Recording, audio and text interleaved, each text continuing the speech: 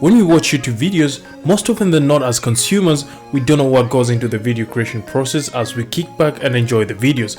A good video grabs your attention, tells you a compelling story, and from that you get a new perspective on the subject. Suffice to say, that's what I aim for in my videos. Hello and welcome to the Value Space. In this video, I take you through how I got my first 1000 subscribers and 4000 watch hours in my first year of YouTube. Buckle up and let's go for the ride. So, before starting my channel, I asked myself, what problem am I solving? Well, this isn't the easiest question to answer, especially when you're starting off. I narrowed it down to the things that resonate with who I am, and those were tech, design, and productivity. Now, I know the advice you always get told when starting is to niche down, but I found a cross section where my passions meet, and that's how I managed to create videos around those niches without throwing my audience off. For example, this set of videos carry elements of tech, design, and productivity all in one. The problem being solved in this scenario would be people want to get design ideas for their setups, see what tech to add to their setups, and ways they can be productive while working at their desk.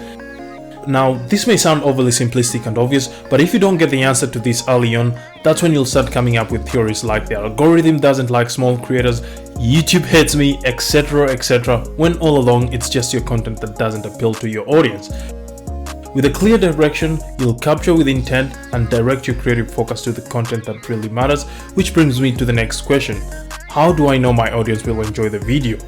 If you're like me, chances are you make content because you really enjoy it, whilst trying to solve problems your audience may be facing, but how do you know if they really enjoy it? From the little psychology I've learned, how you get them to lean into your content is if they find your content to be either one of the following: a mix of some of the aspects, or even better, all of them intertwined together. Suffice to say, your video can either be educational, entertaining, inspirational, or thought-provoking. Channels like Ali Abdal's Think Media educate you on productivity and how to create YouTube videos respectively. Mr. Beast, on the other hand, will entertain you with his insane challenges. Law of Attraction will inspire you with motivational speakers. Andrew Tate will provoke your thoughts with some of his polarizing sentiments. Once you've got that in mind, a good way to test the viability of your ideas is to see if people are searching for the topic you want to cover. Case in point, how to get 1000 subscribers and 4000 watch hours on YouTube. I used TubeBuddy to help me see how big of an appetite there is for what I intend to cover. As you can see, the search volume is excellent, as well as the overall weighted competition, which basically shows how good the particular keyword is to target for your specific channel based on the search volume, competition, relevancy, and how to compare others currently ranking in search. While the title in itself will resonate with most of my audience, to add those interested in tech, I changed it to How to Get 1000 Subscribers and 4000 Watch Hours on YouTube Shooting with an iPhone. Another way is by going to my YouTube analytics, seeing what my audience are searching for, from which I do my best to align my own ideas with those popular search terms, aim to make my content better, unique, and different from what's already out there. With a clear idea of what my audience would enjoy, I get into the video creation process. My video creation process always starts with a good plan. Having a good plan helps me break down a big project into small manageable tasks. Starting with writing down a few titles with AI chatbots like ChatGPT, it's become a lot easier. After picking my titles, that's where tools like TubeBuddy, vidIQ come in to help me optimize it for my audience. From there, I usually come up with the thumbnails, and once I've settled on one, I get into scripting. When it comes to scripting, I normally use Microsoft Word as my write-up tool and the internet in tandem with ChatGPT as my sources of research. The question you might be asking yourself is, how do I get my ideas? Well, I normally jot them down, and one idea always leads to the other. Take for example, desk setup videos. Out of that you could get ultimate desk setup guide for beginners, how to cable manage your desk setup, keyboard reviews, and it goes on and on. In the event I run out of ideas, I usually turn to vidIQ to have a look at their daily ideas, or just search on YouTube people who are doing videos in my niche, or sometimes completely out of my niche but find ways to make it relevant to my niche.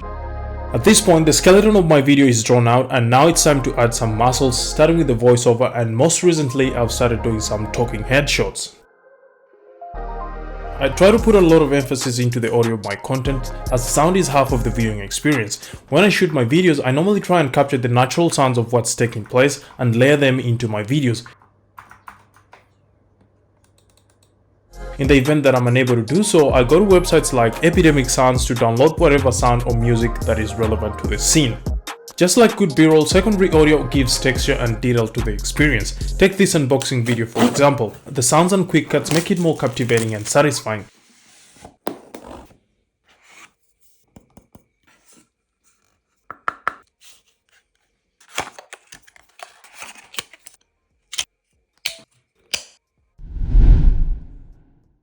In most of my videos, I use voiceover narration to carry the story along.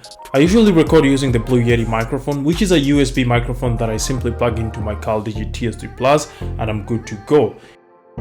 Even though it works really well, I recently got the Shure SM7B, which is industry standard when it comes to mics, and the Blue Baby Bottle SL, another industry standard microphone, and I'll be plugging them into this Audient Evo 4 audio interface using XLR cables. The boom arm I'm using is a cheap one I got from Amazon, and it's got a pop filter to help me deal with the plosives. In case you're wondering what software I use to record my voiceovers, it's called Audacity, which is a free software, and I usually read out my script word for word. The user interface is super easy to use. Once your mic is connected, all you gotta do is just press record. Once I finish recording, I straight away edit the mistakes, then export it to my project file on my desktop. Like mentioned earlier, I recently started incorporating talking headshots in my videos, and for that said, I normally use the Rode Wireless Go, which is connected to my iPhone with a Lightning to 3mm audio jack connector, or when using my Canon M50, it's plugged straight into my camera using the 3mm audio jack cable. Even though the audio from my iPhone is pretty decent, with the Rode Wireless Go it sounds more refined and premium. Here's a sound test. This is the onboard mic of the iPhone, and this is the Rode Wireless Go. What do you guys think? You know, I find the Rode Wireless Go, it's a lot better and cleaner in terms of audio quality. Speaking of sound, we might as well talk about some of the other accessories I use while editing my voiceovers and talking headshots. Enter the Kanto YU2 speakers. While audio perception is subjective, there's suddenly a baseline on what's good and what's not, in which case the fundamental guidelines should always be clarity, detail, dynamic range, and clear separation between the frequencies. These speakers hit the sweet spot between a good quality features and aesthetics. When not in use, my AirPod Max take center stage, and even though they sit at the premium budget end of the market, their sound quality is second to none.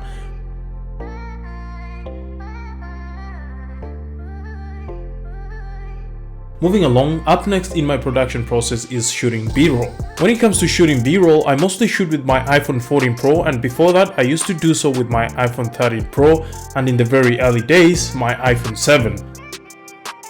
My Canon A50 sneaks in occasionally, but I rarely use it since I prefer the convenience of the iPhone. In saying that, as the channel grows, I plan to get the Sony A7S III just for more control in post and higher quality videos. Although the iPhone 14 Pro has really good image stabilization, I still use the Moto Mini P gimbal to get those smooth panning shots.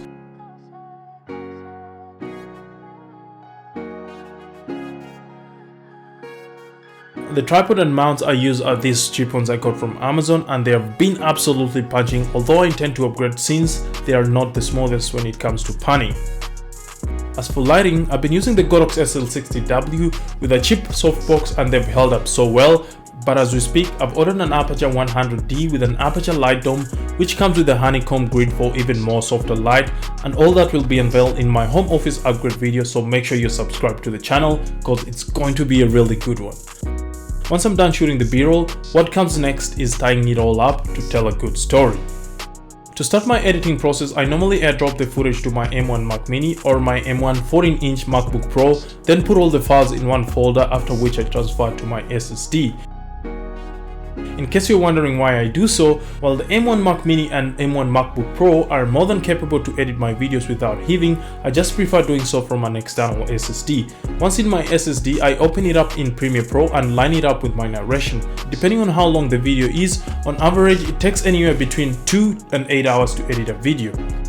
After editing, I usually do a color grade, and even though I'm not a professional colorist, I like tweaking the colors a bit to give my videos character.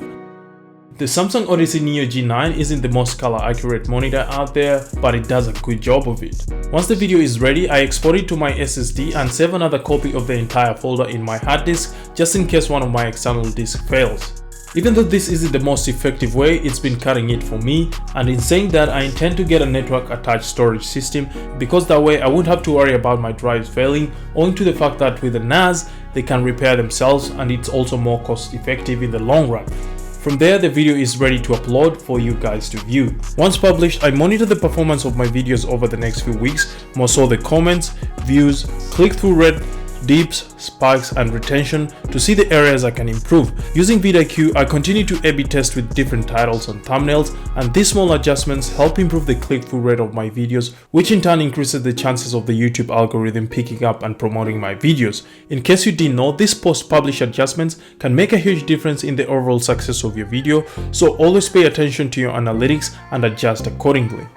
I know some of you might be asking, how long does it take from start to finish? Again, this varies depending on how long the video is and the video requirements, but on average, a 10-minute video would take me about 3 to 4 days, as I also have my day job, rugby and the dailies of life.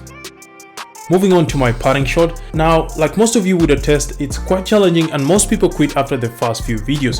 Noise from trolls, your friends telling you look stupid, getting 10 views on a video you thought would blow up, and the list goes on and on. Personally, I've had those moments and there's so many occasions I've told myself to hell with this, but I kept going thanks to comments like this.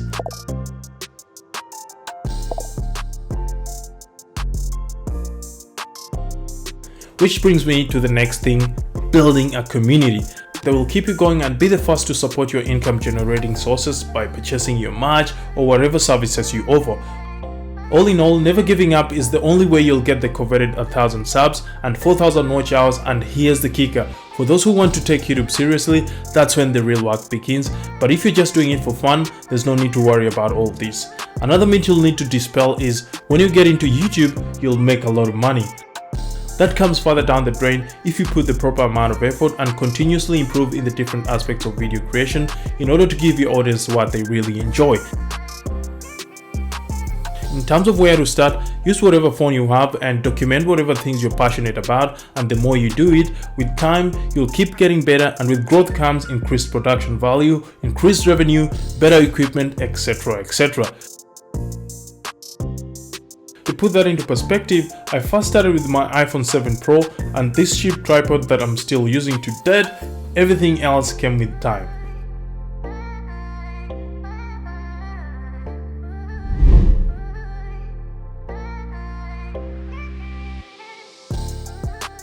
Well, that sums up how I got my first 1,000 subs and 4,000 watch hours.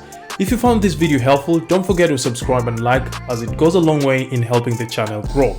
To see how I put this process into play, check out this video of my house tour. Until then, people of the internet, I'm signing out. See you on the next one.